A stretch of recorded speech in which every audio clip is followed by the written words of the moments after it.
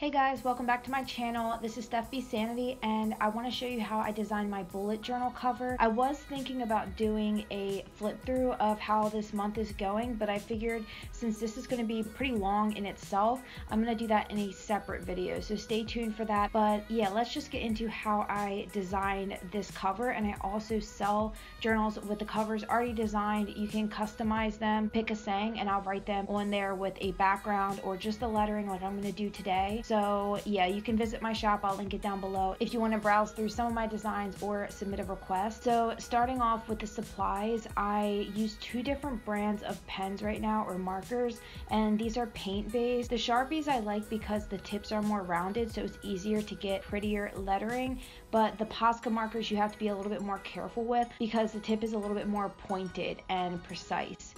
I'm also going to use a chalk pencil. This is by Stabilo, and I'm going to use that basically to map out my drawing, and you will see what I mean by that here shortly. Another thing that you're going to need are Q-tips, and you're going to dampen the one side and use the other side dry. So since you're going to dampen it, you want a cup of water nearby. And then the last thing that you're going to need is Mod Podge. I like this kind because it's in a gloss finish, but it's just an aerosol can, and I'll show you how to use this at the end of the video because I definitely have some tips. Okay, so that's all the supplies that we'll be using. I mentioned that my old bullet journal turned into a lettering journal, so ignore that left page because that's the last design that I did for a custom journal.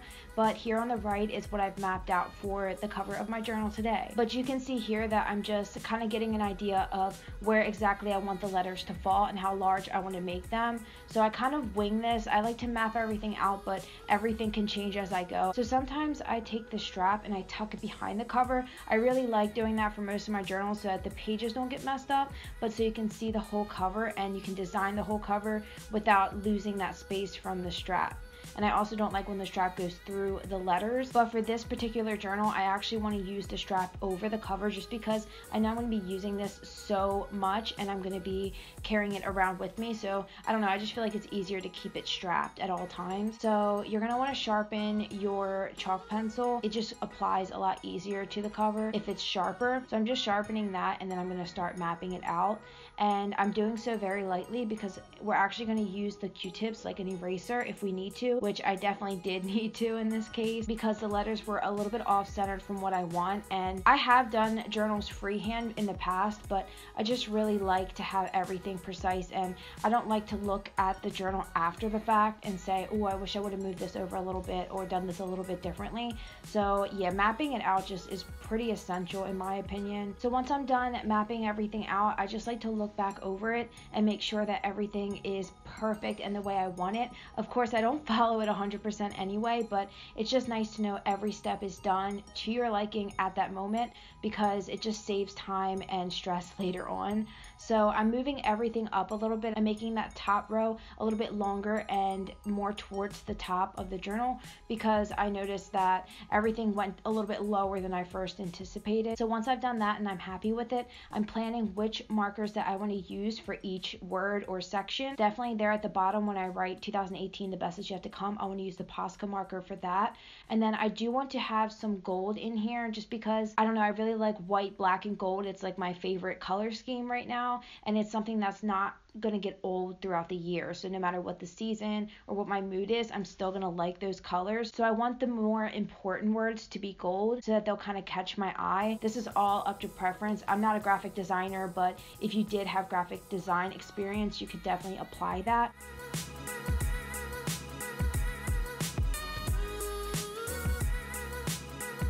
I'm just going in and thickening all the downstrokes to get that faux calligraphy look, but I don't want the other lines to be too thin, and I want to make sure that they're really dark because once you seal it, some of the paint can fade a little bit.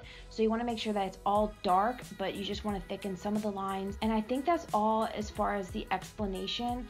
I'm just gonna let this kind of play out as far as the rest of the lettering, and you can kind of see what I'm doing just based off of my explanation that I gave so far.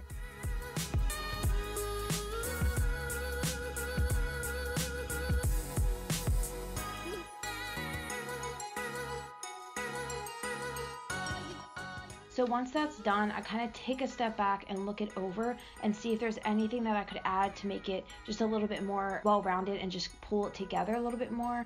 And in this case, I thought it'd be really a nice touch to add some little highlights or shadows with this jelly roll pen. It is in gold as well. It's by Sakura, I believe. I'll link everything down below.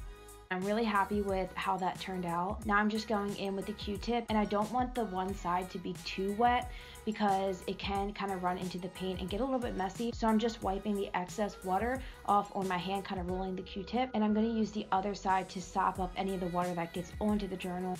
So after all of that was nice and clean and everything was looking pretty perfect, I realized I wanted to amp it up just a little bit more and add some more detailing. So I took my Uniball white pen, I'll link this below as well, but I wanted to add some shading to Well and Be Well, and I thought this would pull it together even more, and I think I was right. I think it came out even better once I did that.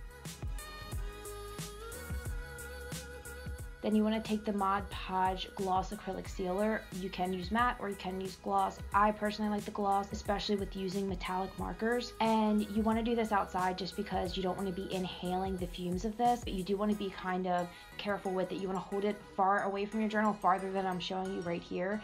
And you just shake it up really well, and then you're just going to spray really quick from corner to corner. And then once you're done that, this is what it'll look like, and you are done. I really hope you guys enjoyed this video. Make sure you subscribe so you see my flip through at the end of the month and then my next monthly setup. Thank you guys so much for watching, and I'll see you in my next video.